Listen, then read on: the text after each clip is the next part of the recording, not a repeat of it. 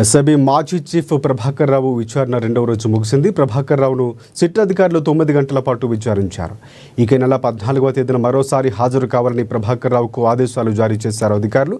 ఇవాళ రెండవ రోజు విచారణ మొత్తం జూబ్లీహిల్స్ పిఎస్లో విచారించబోతున్నట్లు తెలుస్తోంది.